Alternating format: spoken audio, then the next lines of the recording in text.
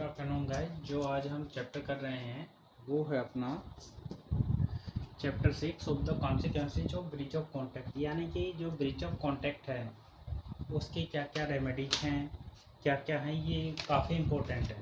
ठीक है, तो इसको पहले हम इसी को समझ लेते हैं कि ये है क्या चीज़। ब्रीच ऑफ कॉन्ट्रैक्ट यानी कि जब एक पार्टी दूसरी पार्टी का जो प्रॉमिस किया उसको फॉलो नहीं करती।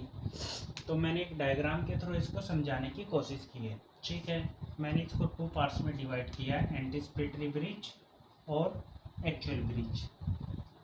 एंटिसिपेटरी ब्रीच क्या होता है कि जैसे ए ने बी से कांटेक्ट किया कि वो 30 जून 2019 को अपना हाउस बी को, अपनी प्रॉपर्टी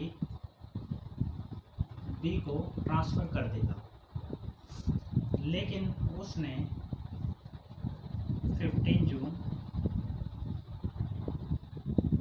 2019 को बी को मना कर दिया कि भाई मैं इसको नहीं बेचना चाह रहा, मैं नहीं दूंगा। पहले कॉन्टैक्ट कर चुका था, बाद में मना कर दिया, यानी टाइम से पहले। जैसे as name suggest anticipatory before the time, यानी कि breach before the due date.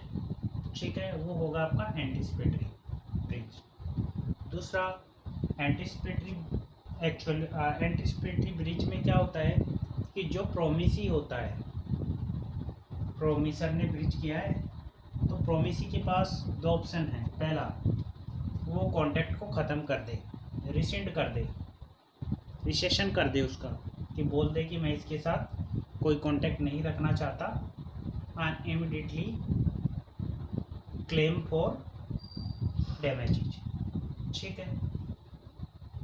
दूसरा ऑप्शन क्या है, will till the due date rescind the contact on the due date and damages. दूसरा ऑप्शन क्या है, ये तो बिफोर डेट उसको कर दे क्लेम इमीडिएटली, तुरंत, यानी कि इस केस के अंदर 30 जून से पहले रिसीड करेगा और क्लेम फॉर डैमेजेज। दूसरा ऑप्शन क्या है कि वो 30 जून तक वेट करे और उसके बाद में वो कॉन्ट्रैक्ट को ड्यू डेट के बाद में वो डैमेजेज क्लेम कर सकता है। ठीक है, एंटिसिपेटरी ब्रीच क्लियर। कैसे कंपनसेशन लेंगे, दोनों ऑप्शन। अब एक्चुअल ब्रीच क्या होता है कि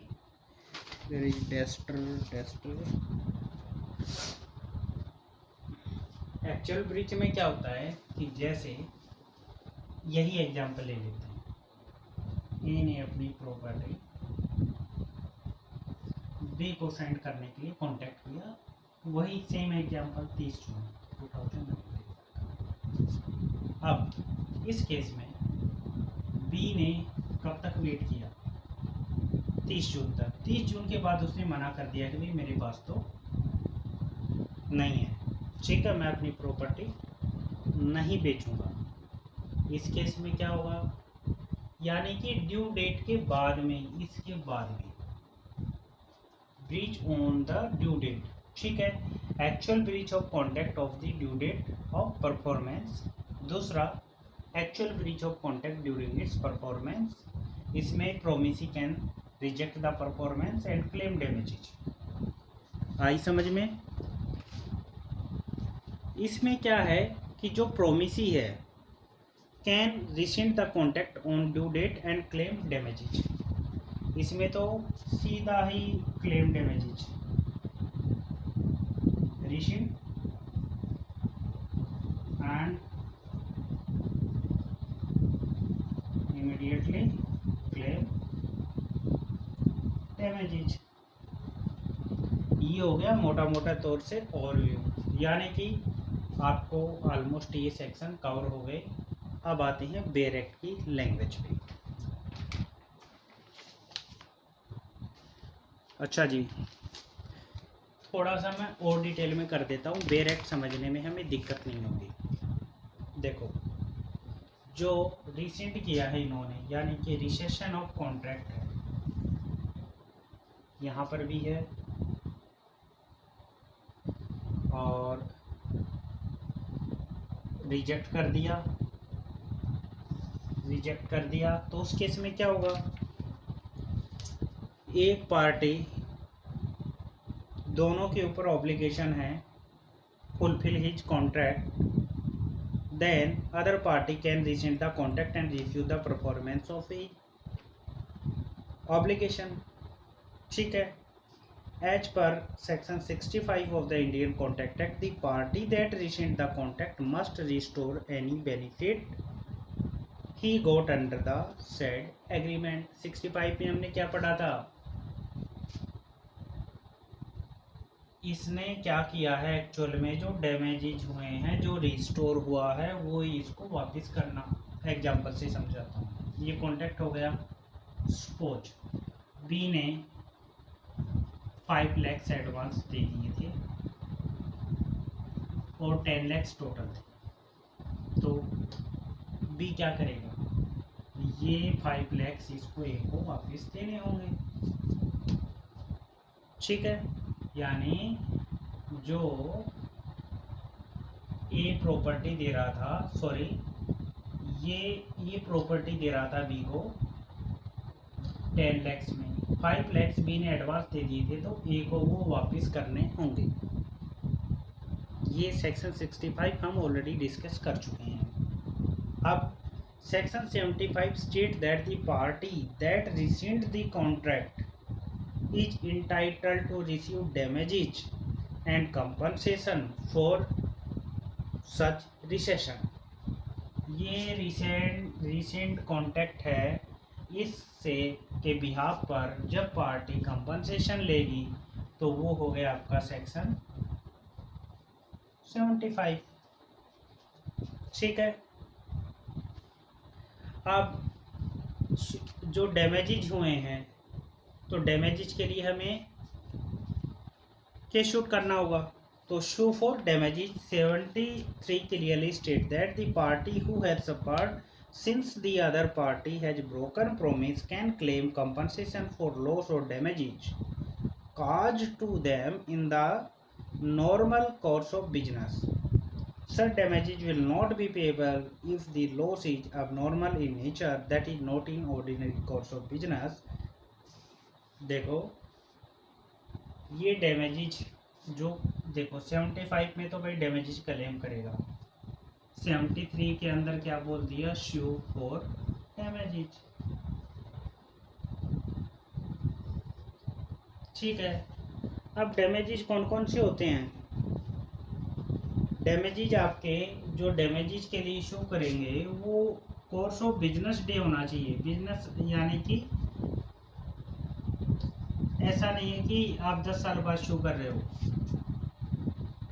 सारी चीज़ों का ध्यान रखना है, और उसके बाद में कॉस्ट ऑफ बिजनेस डे है, उनके अकॉर्डिंग आपको केस शूट करना है। अब दो तरह के हो सकते हैं भाई, एक तो वो चीज़ें होती हैं जिनका हम पैसे के अंदर काउंट कर सकते हैं, दूसरा जो पैसे में काउंट नहीं हो सकती, जैसे टीचिंग हो गई, पेंटिंग हो गई। जो पैसे के अंदर काउंट होता है, we can calculate in money, this is liquidated damages. कौन से, लिक्विडेटेड डैमेजेज। और जो पैसे में काउंट नहीं हो सकता, अनलिक्विडेटेड डैमेज। ठीक है, क्लियर हो गया। अब अनलिक्विडेटेड डैमेजेज है तो उसके लिए हम स्पेसिफिक परफॉर्मेंस के लिए भी डाल सकते हैं। कई चीज़ें ऐसी होती हैं कि जिसको पैसे में कन्वर्ट नहीं किया जा सकता, डैमेज काउंट नहीं हो सकता, तो उसके लिए हम शू फॉर स्पेसिफिक परफॉर्मेंस, ये रेमेडीज हैं। ब्रीच ऑफ कॉन्ट्रैक्ट के लिए रेमेडीज है 73 से 75 तक शो करेंगे। ठीक है, फिर इंजेक्शन इम्पोज कर सकते हैं, इंजेक्शन क्या होगा, इंजेक्शन होगा जब वो नेगेटिव वर्क करेगा। जैसे जो वर्क कॉन्ट्रैक्ट का पार्ट नहीं है,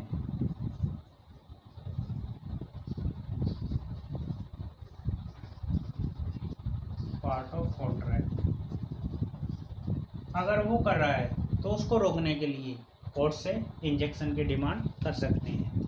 ठीक है, क्वांटम एरिएट है। अब इसको हम थोड़ा सा डिटेल में करेंगे क्योंकि इम्पोर्टेंट है। अब मैं आता हूँ बेरेट के ऊपर। साफ कर देता हूँ।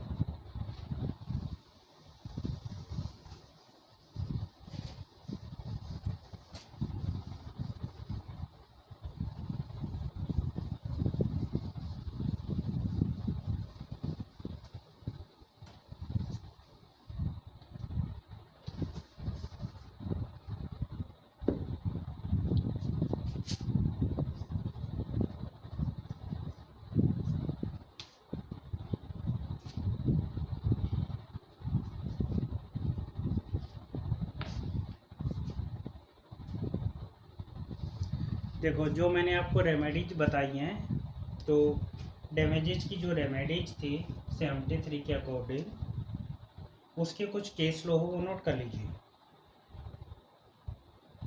क्वांटम एरिएट है तो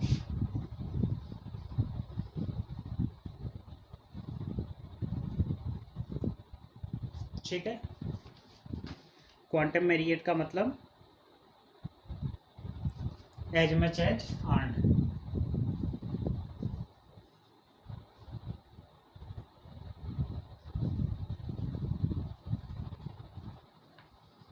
ठीक है,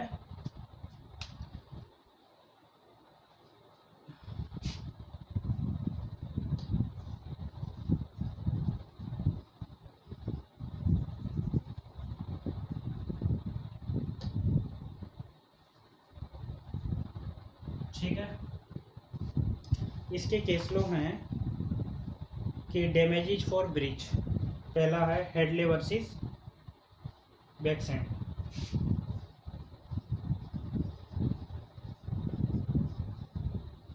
वर्सेस, काफ़ी इंपॉर्टेंट केस है।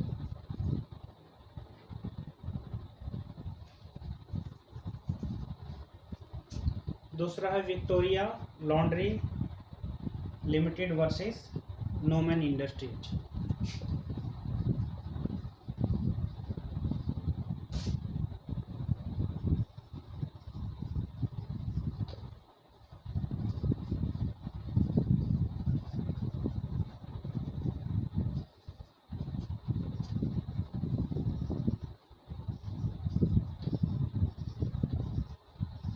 ठीक है। तीसरा British Columbia सॉमिल्स versus,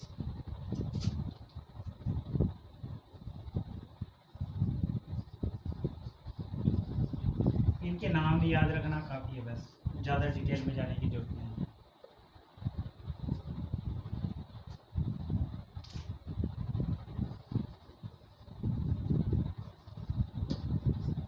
versus nettles, nettles. ठीक है। अब मेजर ऑफ डैमेजेस के रिगार्डिंग कौन कौन से केस हैं कि डैमेज को मेजर करेंगे, काफ़ी इम्पोर्टेंट है गाइस, इसको नोट कर लीजिए। ये केस सिर्फ नाम ही तो याद रखने, मैं नाम ही लिख रहा हूँ। Damages are compensatory not penal, mental pain and suffering हो सकता है इसमें। देखो, इसमें एक चीज़ मुझे अलग से लाइन लिखनी होगी, डैमेजेज आर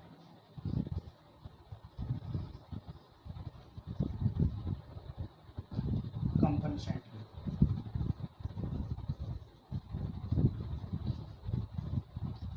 ऐसा नहीं है कि भाई उसको सीधा अंदर ठोक देंगे, अंदर डाल देंगे, आपको कंपनसेशन मिलेगा, वो भी मनी के फॉर्म में, नॉट अदर देन इट। ठीक है।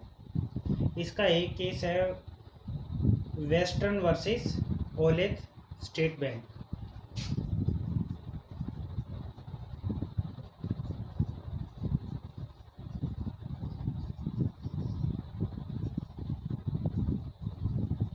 ठीक है।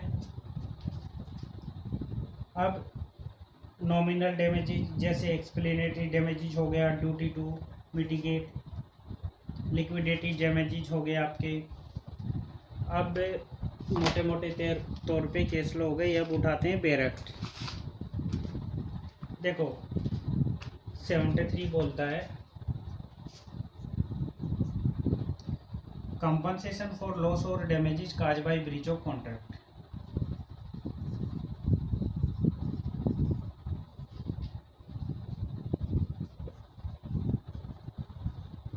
ऑलरेडी बता चुका हूँ आपको, लॉस और damages cause by breach of contract, क्योंकि हम पढ़ क्या रहे हैं ब्रीच ऑफ कॉन्ट्रैक्ट कौन कौन से तो इश्यू कर सकते हैं, इंजेक्शन कर सकते हैं, क्वांटम वेरिएट है, इंजेक्शन है, ये सारी चीज़ें मैं आपको बता चुका हूँ।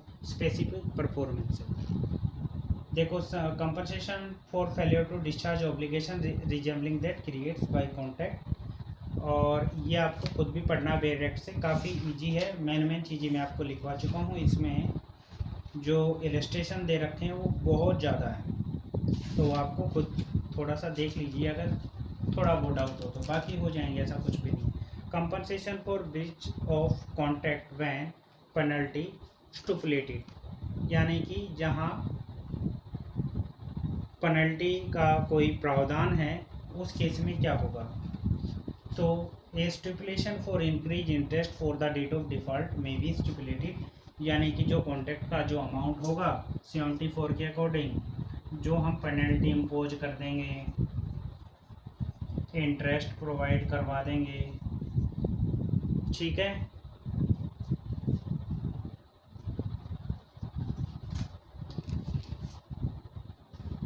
A stipulation for increased interest from the date of default may be stipulation by way of penalty, ठीक है। A person who enter into a contract with government does not necessarily thereby undertake any public duty or promise to do an act which public, यानी कि इसमें government को include नहीं किया गया है, गवर्नमेंट को हम कंपनसेट नहीं कर सकते। Penalty rightfully rescind contract entitled to compensation. देखो A singer contact with B, the manager of a theater, to sing at theater for 2 nights in every week। बहुत ही पुराना और काफ़ी बार आपका पढ़ा हुआ इलस्ट्रेशन है ये। बी इंगेज टू पे his 100 rupees for per each night on the 6th day a willingly absent, therefore B is consequently rescind the contract, B is entitled to claim compensation for the damage which is sustained through the non fulfillment of contract। यानी कि 75 क्या बोलता है, पेन party rightfully rescind contract. 75 party rightfully rescind the contract, ठीक है।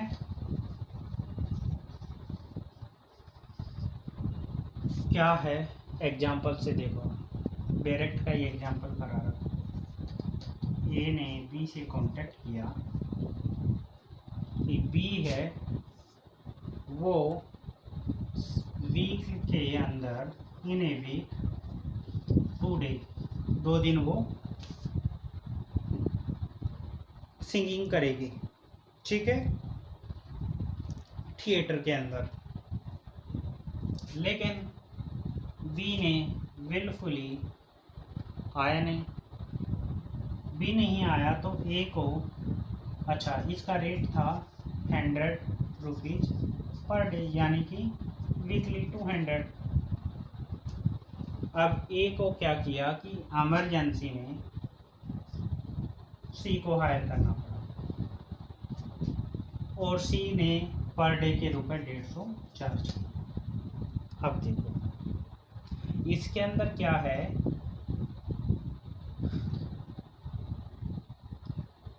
B absent रहा जानबूझकर, तो ए कॉन्ट्रैक्ट को रिसेंड कर सकता है, और वो नोटिस पेबल जो डैमेजेज है वो बी से रिकवर कर सकता है, यानी जो 150 रुपये दिए 50 रुपये उससे डैमेज के तौर पर ले सकता है।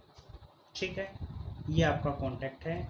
आगे आपका हम पढ़ेंगे ऑफ इंडेमनिटी एंड गारंटी। बहुत ही आसान है। कॉन्टैक्ट सेकंड एलएलबी की क्लासेस के अकॉर्डिंग कॉन्टैक्ट सेकंड स्टार्ट हो जाएगा कल से, और ये बहुत ही जल्दी करवाएंगे कॉन्टैक्ट सेकंड, क्योंकि इसके अंदर कुछ ऐसा इंपॉर्टेंट है ही नहीं जो पूछा जाता है। सिंपल सा है, indemnity, fire indemnity, file, simple सी टर्म सारी कवर हो जाएगी। थैंक यू भाई।